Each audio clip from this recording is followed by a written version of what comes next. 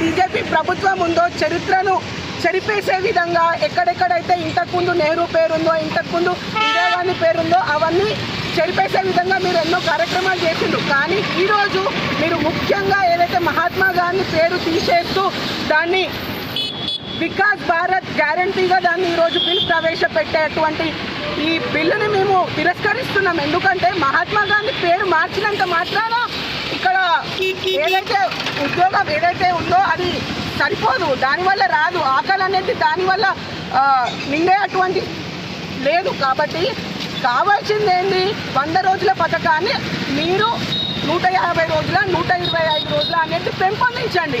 ఏదైతే 15 రోజులకి సాలరీస్ వస్తున్నాయో, ఏదైతే వేజెస్ ఇస్తున్నారో, జీతాలు 15 రోజులకి ఇస్తున్నారో వాటిని తక్కువ చేసి 7 రోజులకి ఇవ్వండి. అదేవిధంగా దాన్ని అగ్రికల్చర్కి అనుసంధానం చేయండి అని ఎన్నోసార్లు ఫార్మర్స్ అందరూ కూడా మొరబెట్టుకున్నారు. అగ్రికల్చర్కి అనుసంధానం చేయడం వల్ల ఏదైతే ఫార్మర్స్ ఉన్నారో ఫార్మర్స్ ప్లస్ రోజువారీగా కూలీలు ఏదైతే అగ్రికల్చర్కి కనెక్టెడ్ అయి ఉన్నారో ఇద్దరు కూడా లబ్ధి చెందుతారు.